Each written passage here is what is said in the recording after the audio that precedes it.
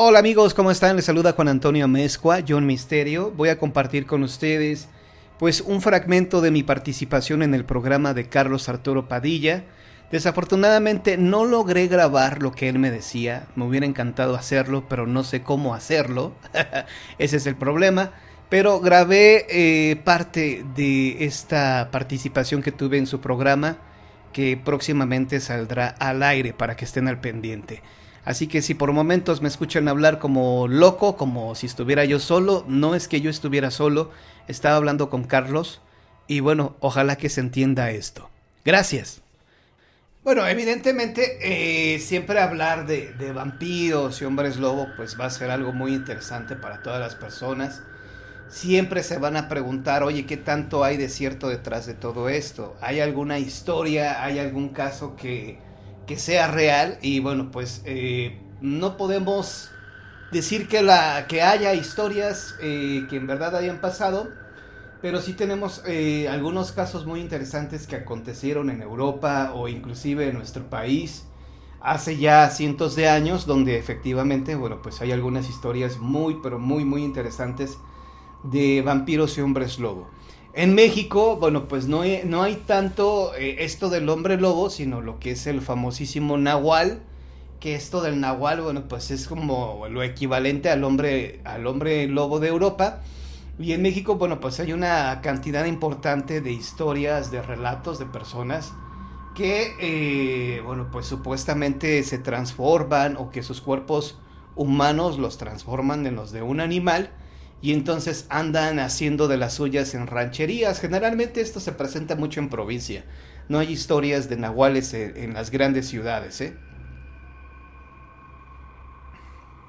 Claro, lo que pasa es que, mira, en las grandes ciudades, pues obviamente rara vez hemos escuchado que haya, no sé, el ataque de una bestia, ¿no? Que haya aparecido, por ejemplo, algún animal sin vida y de una manera grotesca que lo hayan matado. Este tipo de historias son más de provincia, bueno, en rancherías, en pueblos. Ahí sí escuchamos que a lo mejor amaneció una oveja sin vida y que fue, no sé, severamente atacada y este tipo de historias, de reportes, que son más obviamente frecuentes y más conocidas. Acá lo interesante es cuando uno, por ejemplo, que viene pues de la ciudad, llega a provincia, cuando llegamos a un pueblo, a mí me ha pasado que he llegado a pueblos pues pequeños, pueblos que no hay más de 1000 habitantes, por ejemplo. Pues ahí, por ejemplo, ya te enteras de algunas historias que te parecen sorprendentes y una de ellas es, por ejemplo, la presencia del famosísimo Nahual. Yo me acuerdo hace unos años que andaba en Cuautla, Morelos, hablaban de que había un señor que se transformaba en nahual y hablaban que este señor pues adoptaba la personalidad de un cerdo y hablaban que era un cerdo gigante, ¿no? Que se transformaba este señor en un cerdo. Entonces, este tipo de historias, pues hoy las escuchamos y a lo mejor nos causan hasta gracia o nos dan pues sí, nos pueden causar gracia, pero en el fondo a lo mejor no queremos creer o aceptar que son historias que puedan pasar en la vida real, ¿no? Pero lo interesante es que en diferentes partes de la República Mexicana esto del nahualismo, estas historias de personas que se transforman en animales y que andan por ahí merodeando en las rancherías para ver a quién se roban, pues son bastante antiguas, son añejas, inclusive yo me acuerdo que mi abuelo materno me llegaba a platicar historias que él había vivido con el famosísimo Nahual. Sí, esto del nahualismo, pues obviamente digo, yo no soy experto en culturas prehispánicas, digo, la verdad es que tengo conocimiento, pero no mucho. Y esto pues hay brujos chamanes, hay gente que maneja esto del chamanismo y lo ven de una manera muy natural. La presencia del nahual no les resulta algo extraña o algo inusual, sino que lo tienen muy bien ubicado.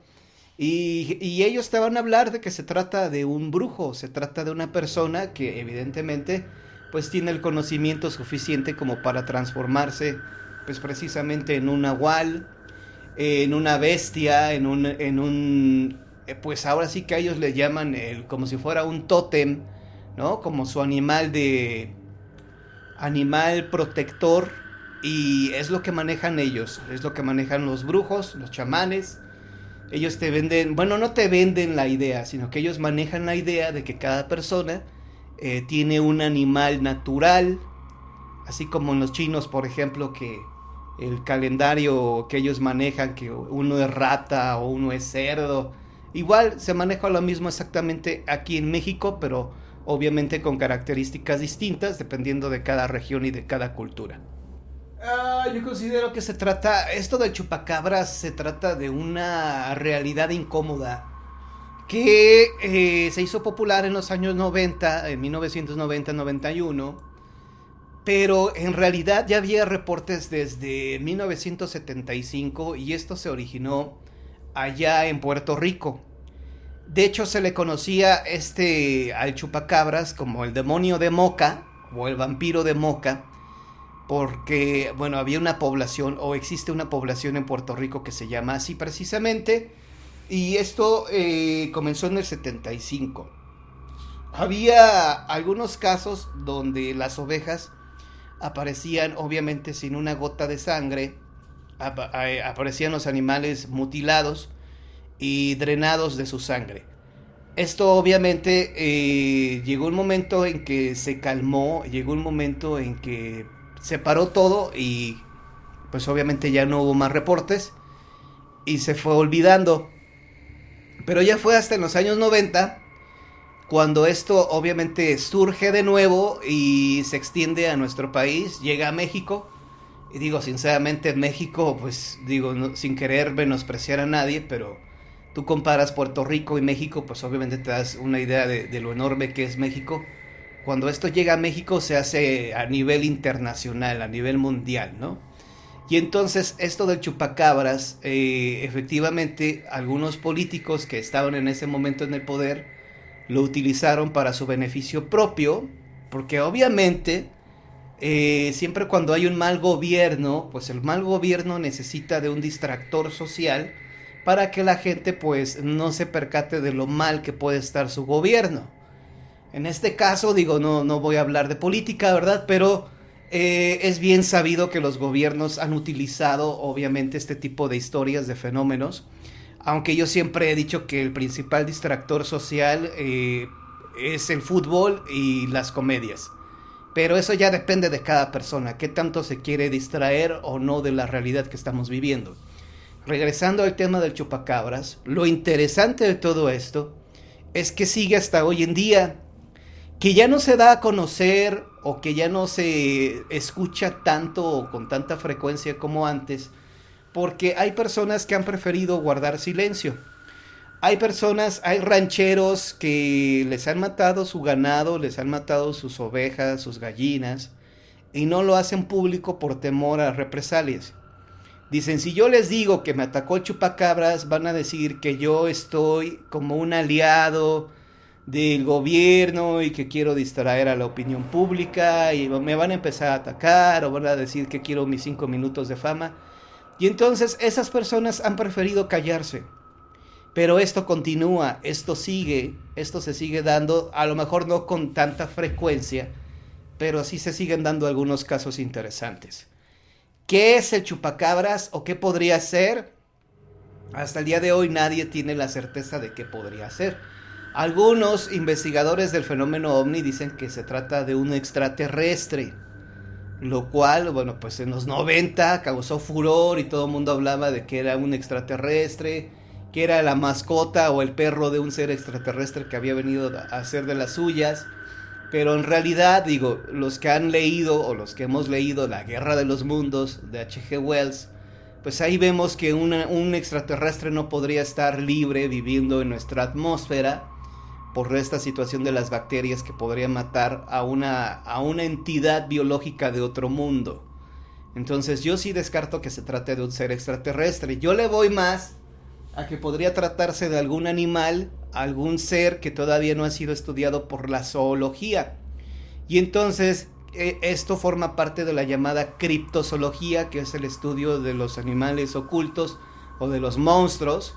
Y entonces así hemos descubierto que efectivamente han existido muchos monstruos que ya hasta que son estudiados por la zoología se convierten en animales y dejan de ser monstruos. Pero pues todavía no se ha capturado a un chupacabras.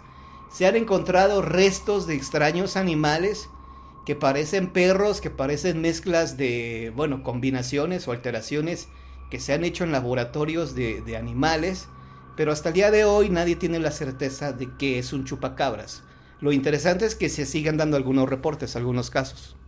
Fantasmas que pertenezcan a la criptozoología. No, la verdad es que, mira,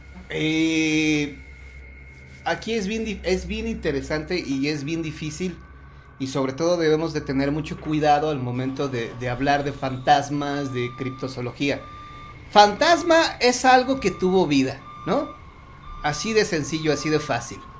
El fantasma es algo que tuvo vida y que tuvo un origen terrestre, es decir, pudo ser una persona, un ser humano o una persona común y corriente que fallece y regresa o se manifiesta todavía después de muerto como un fantasma.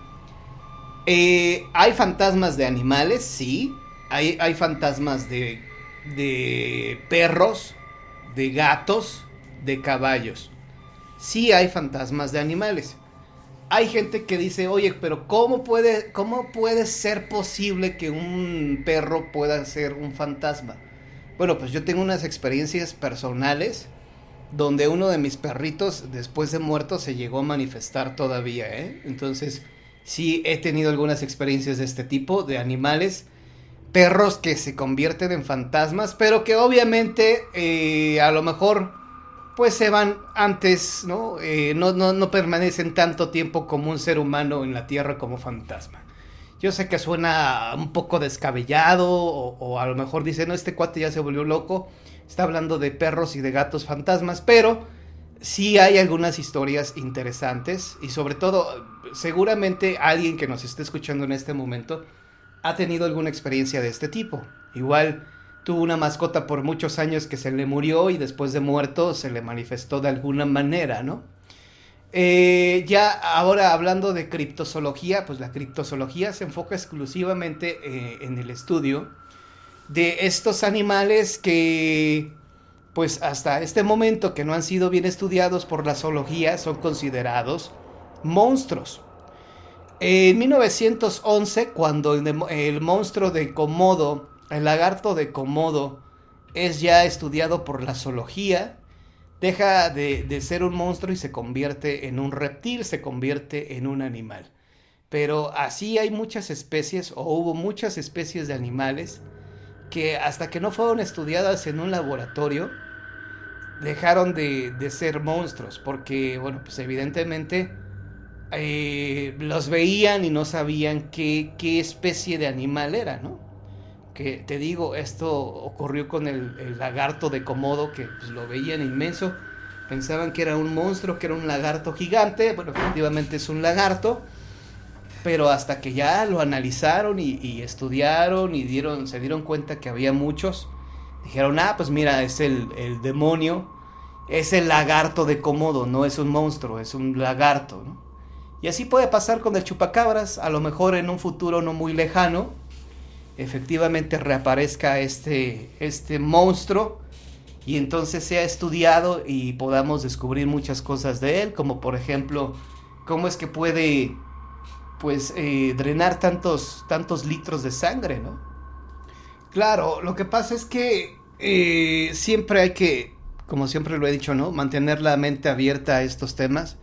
Tampoco creer por creer o dar todo por un hecho cuando realmente no nos consta. Era lo que te decía al inicio de este programa, que bueno, pues este programa ha sido de todo un poco, ¿no? De vampiros, hombres lobo, chupacabras, etcétera, etcétera. Pero siempre es importante tener esa información, conocerla, pero no caer en el fanatismo ni asegurar algo que realmente no nos conste o no nos consta, perdón, de cómo ocurrieron los hechos. A mí las historias de vampiros y hombres lobo me resultan muy interesantes, pero también acepto que no hay información suficiente como para poder afirmar o negar que esto haya ocurrido tal y como nos lo están presentando.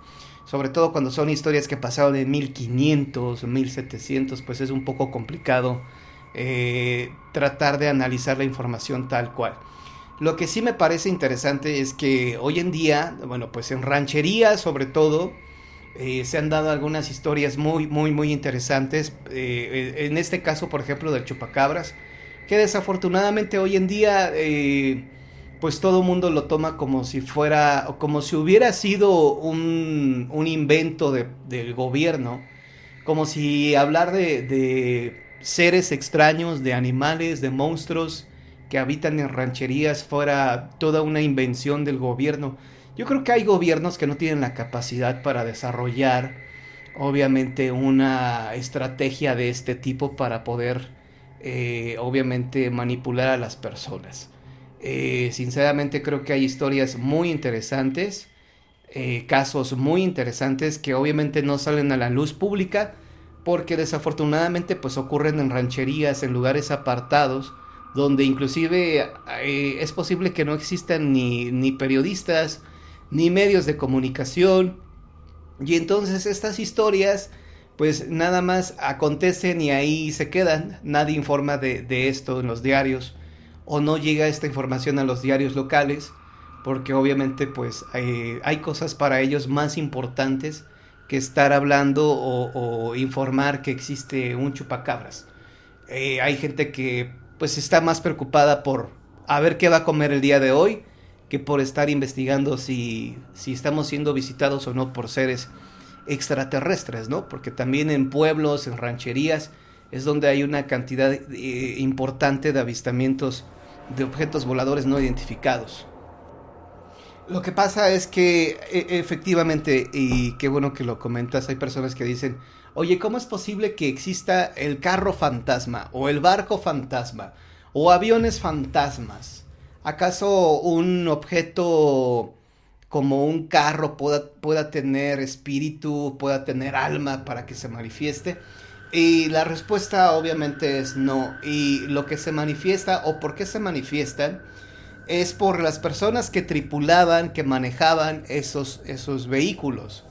Por ejemplo, si una persona que iba manejando su automóvil se accidenta y se mata, pues se puede aparecer después ese carro fantasma, pero no por el carro, sino por la persona que iba manejando el automóvil.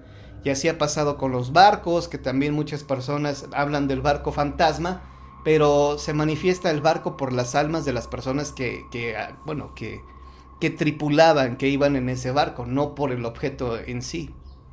Efectivamente, es la energía, es la persona que abordó ese vehículo y es el alma de la persona que finalmente se manifiesta y lo hace a través, obviamente, de un vehículo, del carro fantasma.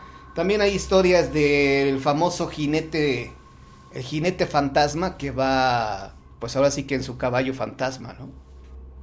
Definitivamente las leyendas forman parte de la cultura de México y bueno, de todos los países. ¿Quieres más o menos tener una idea de cómo es la gente de un país? Debes de conocer cuál es la leyenda más conocida o la más popular de esa región.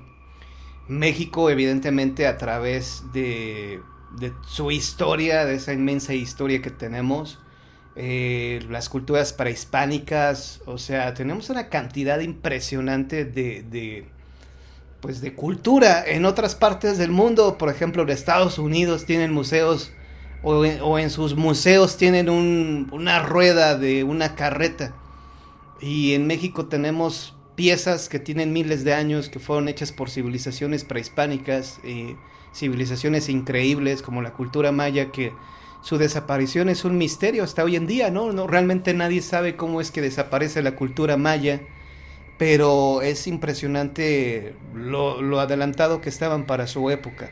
Sí, de hecho, bueno, las historias de fantasmas no es de la época colonial para acá, sino que efectivamente desde la época prehispánica nuestros antepasados ya tenían algunas experiencias de este tipo. El mejor ejemplo o el mejor caso de todo es precisamente la leyenda de la Llorona, que desde el México prehispánico ya existía el reporte de este lamento, que durante las noches se escuchaba el lamento de una mujer que gritaba por sus hijos, y algunas personas que tenían la valentía de asomarse para ver quién era, veían que era una mujer vestida de blanco, que la seguían, que veían que no caminaba, sino que flotaba y que al final se sumergía en el lago de Xochimilco.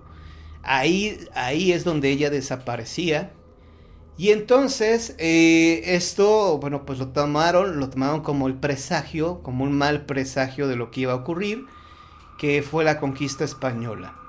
Había otro espectro que se manifestaba en la época del México prehispánico, que era un hombre que no tenía cabeza, era un hombre que tenía el pecho abierto y que se veía por ahí como andaba deambulando por las calles del México prehispánico. Entonces, pues esto de los fantasmas es desde hace cientos de años, ¿no?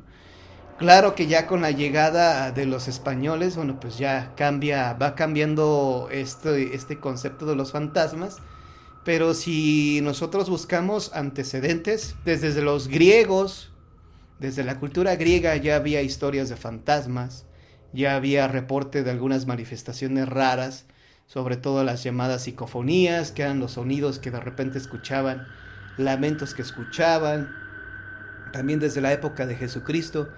Inclusive en la misma Biblia hay 2 evangelios donde se habla del fantasma, y en Marcos y en Mateo se habla del fantasma, tal y como lo conocemos hoy en día, ¿no? El concepto no ha cambiado, el concepto es el mismo, de una persona que pues no tiene razón de ser, pero que se manifiesta y que causa gran miedo, gran impacto. Sí lo he escuchado, he visto los videos. Pues, ¿qué te puedo decir? La verdad es que me parece muy, muy, muy interesante, muy tenebroso.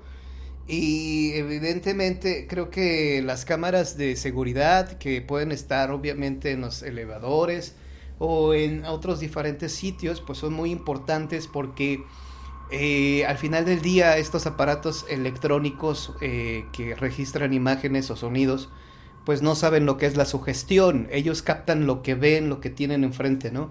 Entonces esto es una prueba más para los detractores de este fenómeno, para los escépticos, que dicen, oye, pero a lo mejor esa persona creyó ver un fantasma y estaba sugestionada. Bueno, cuando hay evidencias de este tipo, como tú lo mencionas en este video, pues obviamente me parece muy interesante porque, repito, las cámaras de seguridad no saben lo que es la sugestión. Claro, digo, al final del día realmente los que hemos tenido experiencias con lo sobrenatural, no necesitamos de alguna evidencia de este tipo, o al menos en lo personal yo he tenido ya tantas experiencias que pues no necesito ver un video para saber que esto es real, ¿no? A mí me ha pasado, me han movido algunos objetos en mi casa, me han tirado algunos objetos y desafortunadamente en ese momento ni siquiera estaba grabando, ni siquiera tenía una cámara de video lista para grabar, simplemente se dio y ya. Evidentemente cuando yo se lo comparto a las personas y les digo, oigan, me acaban de espantar o me acaba de pasar esto, pues algunas personas evidentemente me creen porque saben que soy una persona que pues no es dada a las fantasías, pero que bueno, en algún momento dado pues sí sería necesario para esos detractores del fenómeno y sobre todo para las personas que necesitan pues tener una evidencia de que esto es real, tener este tipo de material, pero desafortunadamente a veces no puedes grabar, ¿no? Y aunque a veces tengas con qué grabar, no se prestan las condiciones. En el año pasado, más o menos por estas fechas, tuve un avistamiento increíble de unos objetos voladores no identificados a plena luz del día. Eran como las 2 de la tarde, eran cientos de objetos que vi en el cielo. Y a pesar de que tenía una cámara de video, pues la cámara de video, el lente de la cámara no daba, o sea, no me sirvió para enfocarlos. Entonces hubiera yo necesitado tal vez una cámara profesional de cine, no sé. Pero a veces, te digo, a veces aunque tengas con qué grabar, la calidad del lente de tu cámara a lo mejor no es suficiente para captar este tipo de evidencias, ¿no? Yo creo que todos, absolutamente todos tenemos esa facilidad, pero efectivamente los niños son más sensibles por lo que dicen que lo de la mollera, que todavía no se les cierra, que tienen más, no sé, más facilidad para observar este tipo de manifestaciones o de seres que se quieren manifestar o se quieren comunicar a través de ellos, ¿no?